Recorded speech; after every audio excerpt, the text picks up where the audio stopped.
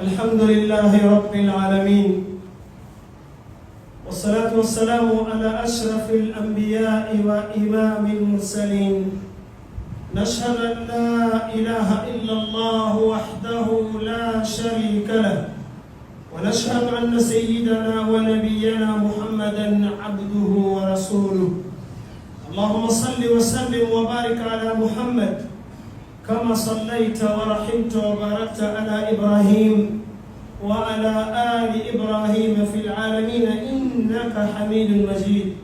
عباد الله، يقول الله في محكم التنزيل: يا أيها الذين آمنوا اتقوا الله ولتنظر نفس ما قدمت لغد واتقوا الله إن الله خبير بما تعملون. إخوة الإيمان، سأتناول معكم اليوم حديثا في سورة من سور القرآن الكريم، ألا وتلكم سورة الانشقاق.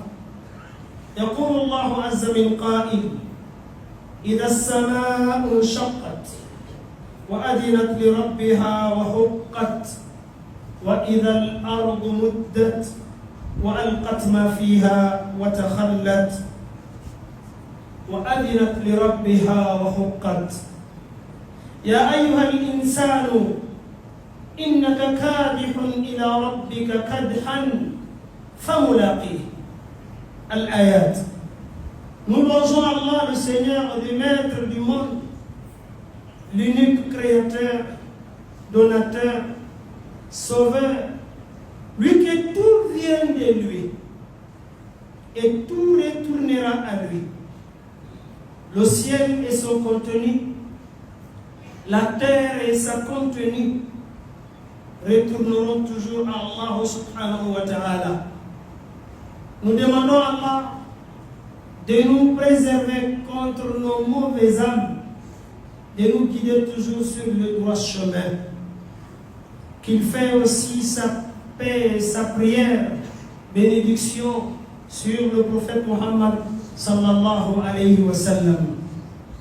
Mes chers parents, toujours dans les mêmes exhortations d'Allah, lorsqu'il s'adresse aux croyants, tantôt à l'homme, il a dit: oh, vous qui avez cru à Allah, vous qui avez accepté la croyance, l'islam, la soumission, craignez Allah. Pendant cette crainte, regardez autour de vous. Regardez là où vous étiez, là où vous êtes maintenant, là où vous serez, là où vous irez. Regardez ce que vous allez devancer pour vous-même, pour votre demain. Pendant cette crainte, craignez Allah parce que tout simplement, il est au courant de tout ce que vous faites dans la vie. Il a l'information absolue de chaque individu, de chaque peuple, de chaque communauté. Il sait ce que vous faites. Cachez-vous, apparaissez-vous, mais lui, il a absolument l'information. Chers fidèles, je vais causer avec vous aujourd'hui dans une sourate de Coran, Al-Inshiqaq.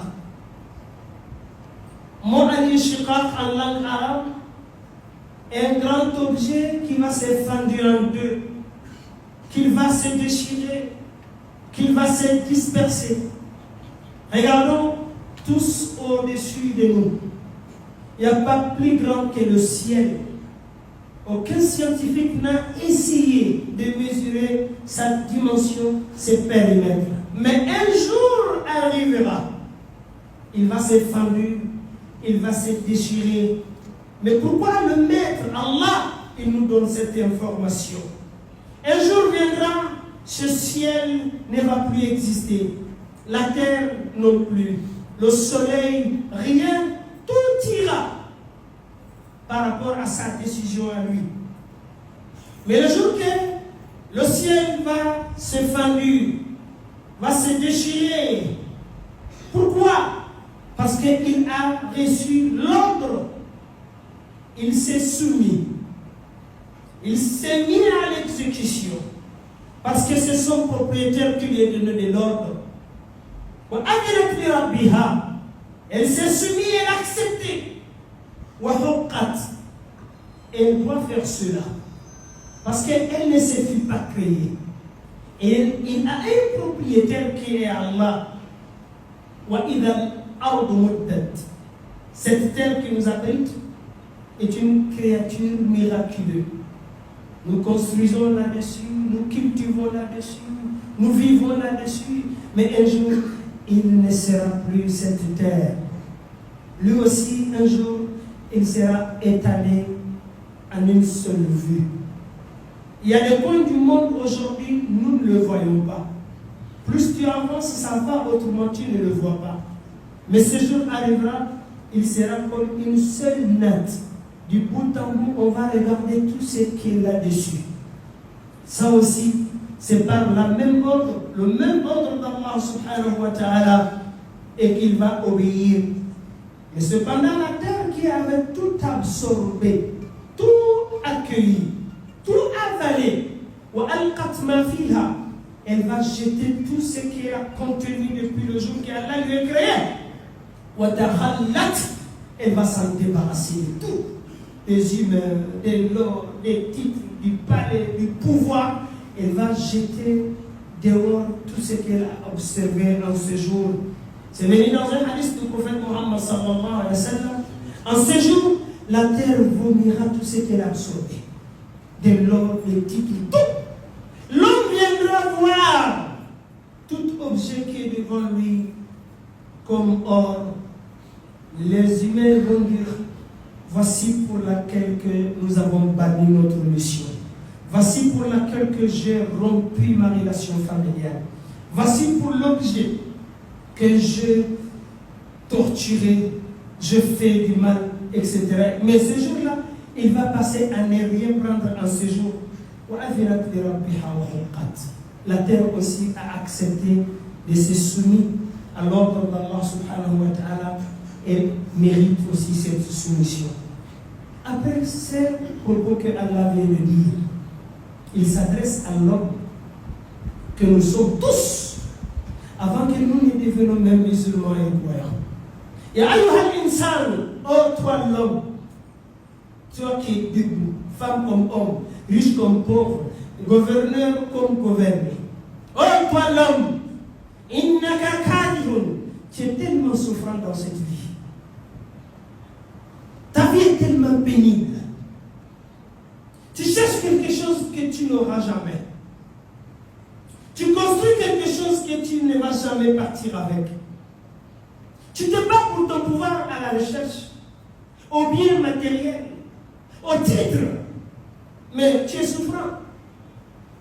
Kadihum, tu es souffrant à la recherche de ces objets. Il a rappelé que ce soit le bon ou le mauvais. Quelqu'un qui est soumis, quelqu'un qui est croyant, il est aussi souffrant. Il arrête ses travaux, il va à la mosquée, il se force à prendre le droit chemin, il se force à faire du bien, lui aussi il est souffrant. Le malfaiteur aussi est souffrant. Le voleur est souffrant. L'homme fort qui brise tout, il est souffrant. S'il reste assis, il ne va rien trouver. Mais ce n'est pas ce qui compte. Quelle qu'en soit la souffrance que tu subis, tu es en train de marcher envers ton Seigneur. Tu es en train d'aller, tu veux ou pas, tu es partant.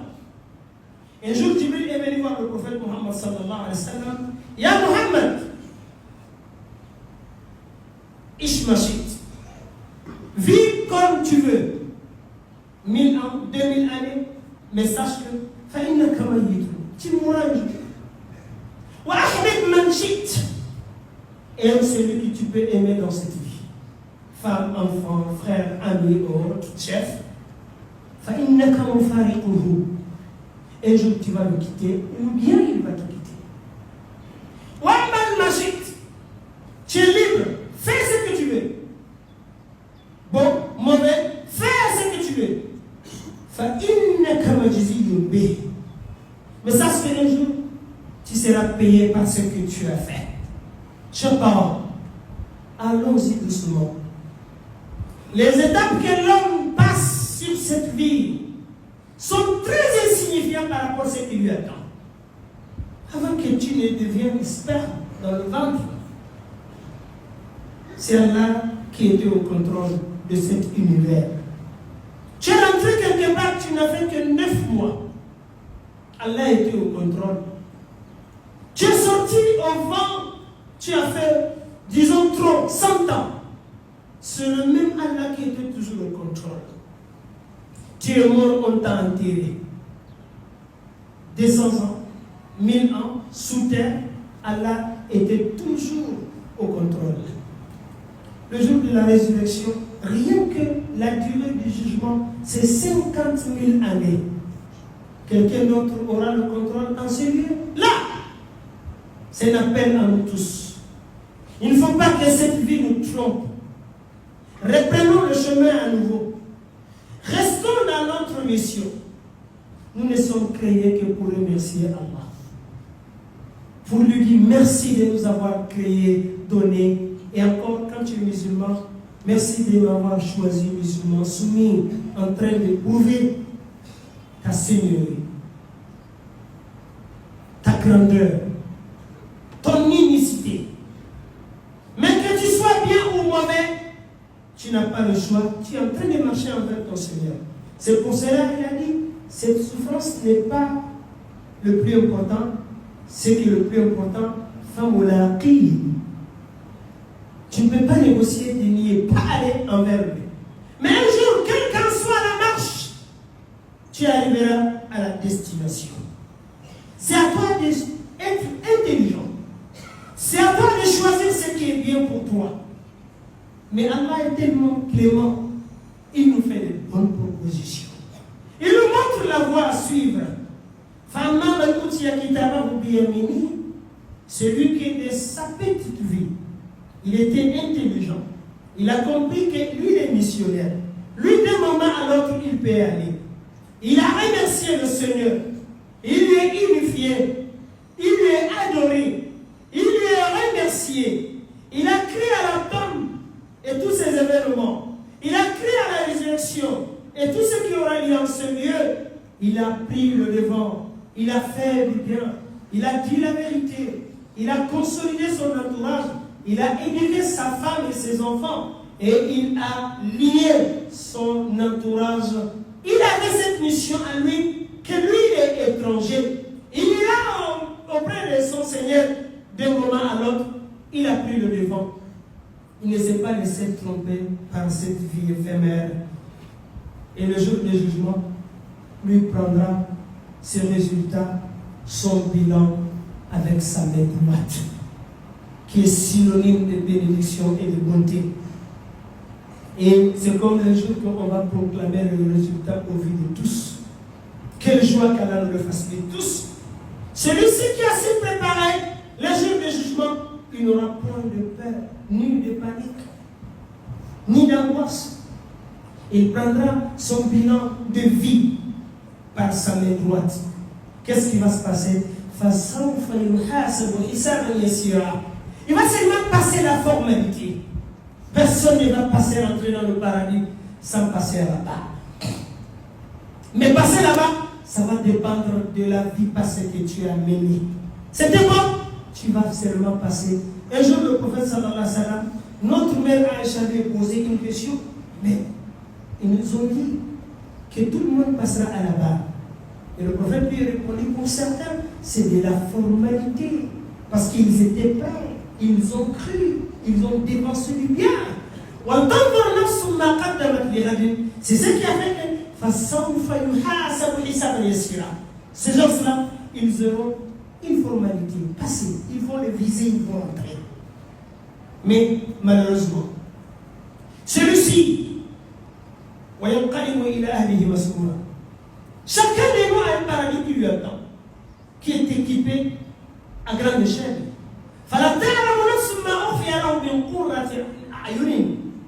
إن في الجنة ما لا عين رأت ولا أذن سمعت كلا ولا خطر على قلب بشر. Allah a réservé quelque chose dans le paradis. Une œil n'a jamais vu, tellement beau. Une oreille n'a jamais entendu parler. Un cœur n'a même jamais imaginé. Des familles, des femmes et des enfants. Celui qui s'y préparait ici, il va retourner, aller joindre sa famille respective et non que qu'Allah nous le facilite tous. Mais, il y a toujours un mais. Allah a créé les êtres humains, comme il a dit. Si nous voulions,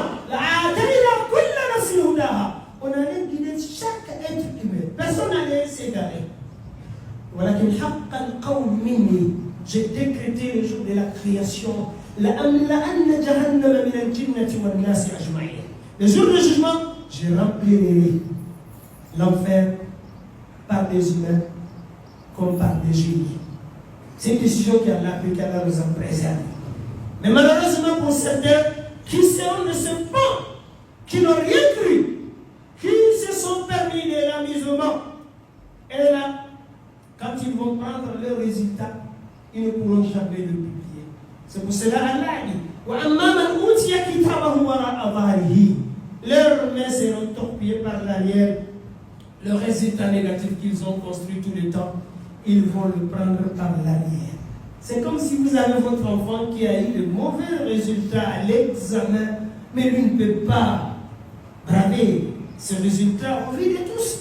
Il va le cacher. Il peut même dire que j'ai perdu ou que je n'ai pas pris de bulletin. C'est le cas de celui qui n'a rien préparé pour cette rencontre d'Allah. Façon femme, il y a de l'euphorie. Il n'aura que ses yeux pour pleurer, pour se souhaiter le malheur. Il y a quelque chose qui va lui attendre ces jours-là, qui est l'enfer, car elle nous en préserve. Qu'est-ce qui lui a amené dans cette situation? Lui étant ici, il était content dans son foyer, dans sa famille, dans son palais, dans son royaume. Il était joyeux tout le temps. Il n'avait pas de mission. Il brisait, il cassait, il faisait ce qu'il voulait. Il n'a jamais cru le retour. Il n'a jamais compris pourquoi il a été créé. Donc, il s'est amusé de tout le temps. Il n'a pas compris que lui est né de l'inexistence. Lui, il a reçu une mission qui était d'adorer Allah, qui était de faire du bien, qui était de transférer cette éducation ou ces biens à ses arriérés. Il avait su, il avait pensé qu'il ne va plus retourner envers Allah subhanahu wa ta'ala. Allah, il a dit, Inna ila rabbika ruj'a. Aucun être humain ne va rester ici. Soit celui que tu veux, mais tu vas retourner envers le patron un jour. Mais lui, il avait complètement banni ça. Il a oublié, il a levé ça dans sa vie. Cependant, avant qu'il ne te mette dans le ventre, je l'ai dit tout à l'heure que Allah était au contrôle. Il voyait tout ce qui se passait. Allah était au contrôle quand tu étais dans le ventre. Il était au contrôle lorsque tu es né. Il était au contrôle lorsque tu étais en train de faire le désordre. Lui, il est dans une autre dimension. Il attend. Il n'est pas pressé. Mais il n'abandonne jamais. Rien ne va lui échapper.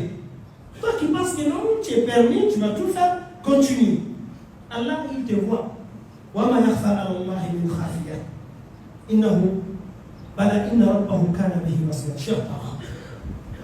C'est un appel à nous tous que nous devons contrôler tout notre état. Notre présence aujourd'hui ici. Il y a des milliards de personnes qui nous ont précédés. Alors, cette fameuse mort qui nous attend, que certains sont dans les doutes, que ça va peut-être venir après des dizaines d'années, mais ça ne va jamais manquer. C'est à nous de prendre le chemin. Je ne suis pas créé inutilement. J'ai une mission. Cependant, tout ce que je fais, c'est noté auprès d'Allah subhanahu wa ta'ala. Wa inna alaykum la hafidhina.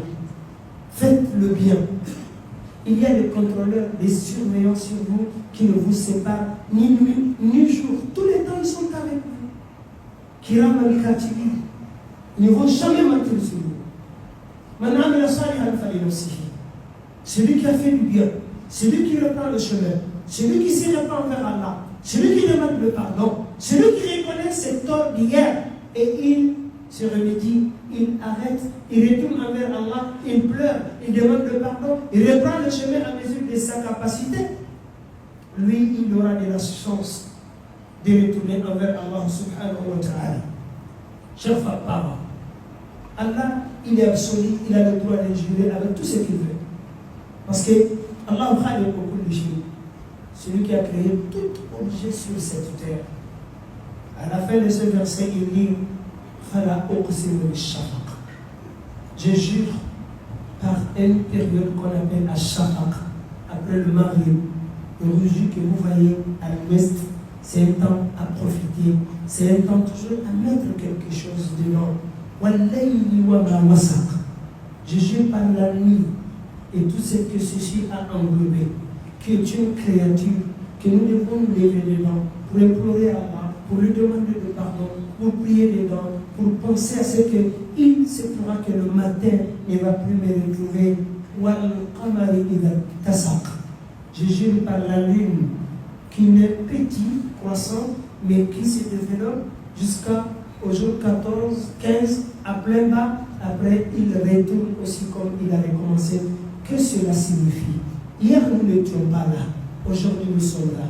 D'un moment à l'autre, nous ne serons plus de cette vie, car elle nous accorde tous de bonnes fins. La terre vous allez graver des échelons périodiquement. On était dans le ventre, on est sorti de là-bas, par des grâces à Allah. On est venu sur terre, on a rampé, on a marché, on a grandi, on a couru, on est devenu intelligent, majeur. Ça ne passe pas inutilement. Il y a des leçons à tirer. On continue comme ça jusqu'à les mourir. Quelqu'un qui brise aujourd'hui tout, un jour viendra, même ses yeux, il ne peut pas l'équilibrer. Qu'Allah nous fasse comprendre. C'est pendant tout ce temps, profitons de la vie. Comprenons qu'il y a une autre vie qui est plus importante qu'ici, à chercher. Ici, c'est très important. Nous sommes dans un lieu de travail. Personne ne va prendre ces résultats ici. Maliki Yom nous attend tous. Mais face à toutes ces réalités que le Coran nous dit, pourquoi les hommes ne croient pas à cette puissance de mesurer d'Allah subhanahu wa ta'ala?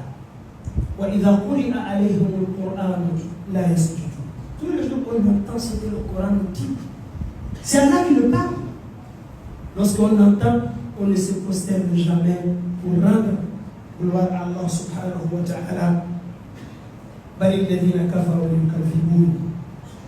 Contrairement au lieu de l'adoration, la soumission, le remerciement, la reconnaissance de l'islam, nous demandons la résurrection, le retour envers Allah subhanahu wa ta'ala.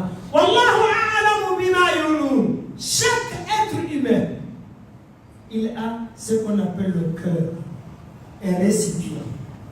Ce qu'il réserve là-bas, qu'il soit sincère ou pas, Allah sait très bien ce qu'il met dans son cœur. Fabashirhum bi adhabin alim. Annonce la nouvelle, pas la bonne, à ceux-là qui ont banni leur vie, à ceux-là qui se sont démissionnés, à ceux-là qui n'ont pas cru le retour ni le préparer. Et Allah étant toujours clément, il fait exception.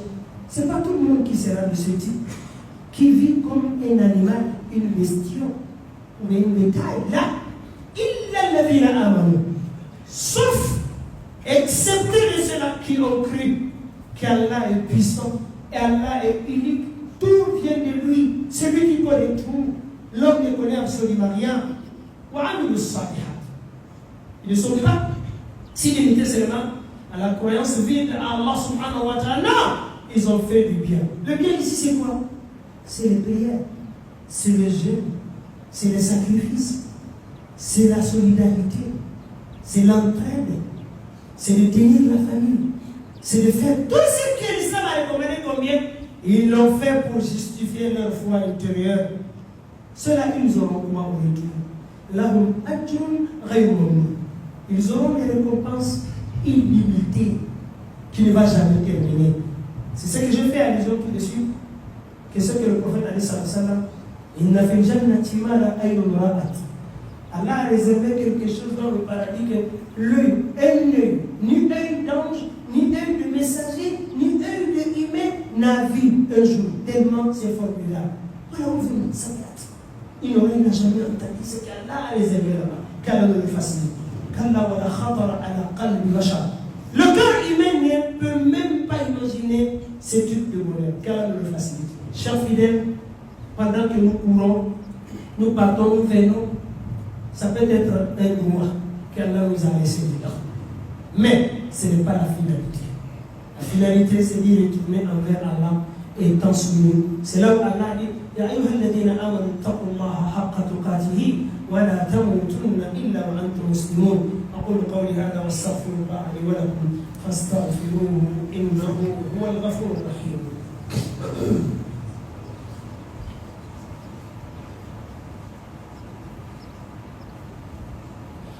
الحمد لله رب العالمين والصلاة والسلام على أشرف الأنبياء وإمام المرسلين. Chers fidèles, pour accompagner tout ce que je viens de dire un peu, je prends un hadith du prophète sallallahu alayhi wa sallam où il dit Ittaqillah haythuma kunt. L'être humain, une fois que tu es pris en service par l'islam, disons à partir de 15 ans, crains Dieu où que tu sois.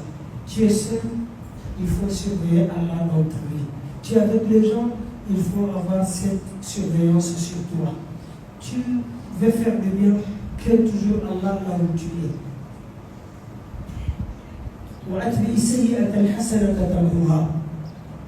Allah nous a créés d'une manière, on est fautif, on oublie, on est faible. On peut tomber dans une erreur sans le vouloir. Mais si cela arrive, premièrement, reconnais cette erreur. Demande pardon. Demande pardon. Il va la lever. Le jour du jugement, tu ne vas pas trouver ça dans ton cahier. Pour une demande de pardon sincère. Pour être sûr, tu as commis une erreur, une faute. Mais fais suivre de cette erreur un bien qui peut être astaghfirullah. Allah, je ne te demande pas. Personne ne vivra seul. Tu es venu dans les mains, tu iras dans les mains. Quelle que soit ton attitude, pendant que tu vis avec les gens, fais du bien. Aide les gens. Aide les gens. Ce grand comportement est bon que tu fais là. Le jour du jugement, il peut t'amener à un niveau, ni tes prières, ni tes jeûnes, ni tes sacrifices ne pourront te faire atteindre. C'est le prophète sallallahu alayhi wa sallam qui a dit. Un musulman croyant qui a de bons comportements, le sourire, la sincérité, l'amour au prochain, ce qu'il aime pour soi, il peut atteindre un niveau dans le paradis. Ni prière, ni jeûne, ni sacrifice ne pourraient le faire atteindre à ce niveau. Soyons optimistes. Aucun péché ne va dépasser la grandeur d'Allah et sa clémence. Pour terminer, je vous donne cet exemple. Nuh alayhi salam, c'est un prophète qui a beaucoup souffert. Rien que la durée de sa mission, 950 années, il n'a trouvé que quelques petits groupuscules de personnes. Selon certains savants, 82 personnes. Imaginez le volume de la rébellion. Pendant 950 années, il n'y a eu que 82 personnes. Mais malgré, Allah lui dit de dire à son peuple, malgré la durée, malgré la méchanceté, la rébellion, je les ai dit. Allah ne regarde pas la durée de vos péchés là et le volume. Non. Je les ai dit, demandez pardon à Allah. Innahu kana ghafaran. car c'est lui le seul pardonneur par excellence. Si vous le faites, n'est-ce pas, c'est le bien là qui nous pousse à faire du mal souvent. Amasser l'argent et le pouvoir, c'est ce qui pousse l'homme à faire du désordre.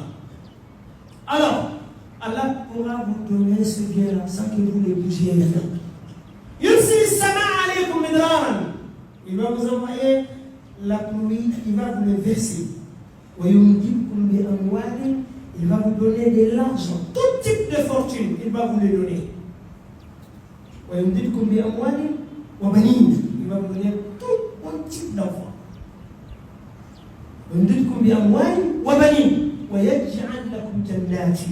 Il vous donne des jardins, des ruisseaux. Il va vous faire boire de l'eau. Vous n'allez jamais avoir une difficulté de ces choses-là. Malakum, qu'est-ce que vous avez comme malheur? Vous n'espérez pas Allah. Vous ne courez pas envers lui. Vous ne lui adorez uniquement. Vous l'y associez. Vous pensez que votre bien, votre avenir, votre vie, votre mort est dans la main de quelqu'un qui est comme vous ou plus faible que vous. Qu'Allah nous en préserve. Chers fidèles, voyez-vous ce que le Coran nous dit. Mais parmi nous, la question à poser, mais qui va tirer profit? Comme Allah a dit, nous y avions facilité ce Coran pour la méditation, pour la bonne réflexion. Mais la question, y a-t-il quelqu'un qui réfléchit que voici la vérité le plus absolue, que nous devons nous remédier, nous devons suivre, nous devons arrêter le mal, nous devons nous retourner au Seigneur Allah subhanahu wa ta'ala. Allahumma rabbana ilayka raddan jamila. Allahumma rabbana tub alayna innaka anta tawwabur rahim. Rabbana atina fid dunya hasana wa fil akhirati hasanatan wa qina adhaban nar. ربنا لا تزغ قلوبنا بعد إذ هديتنا وهب لنا من لدنك رحمة إنك أنت الوهاب. اللهم أرنا الحق حقا وارزقنا اتباعه وأرنا الباطل باطلا وارزقنا اجتنابه برحمتك يا أرحم الراحمين. اللهم اغفر لجميع موتى المسلمين الذين شهدوا لك بالوحدانية ولنبيك بالرسالة وماتوا على ذلك وارحمنا اللهم برحمتك إذا صرنا إلى ما صاروا إليه. سبحان ربك رب العزة عما يصفون وسلام على المرسلين والحمد لله رب العالمين.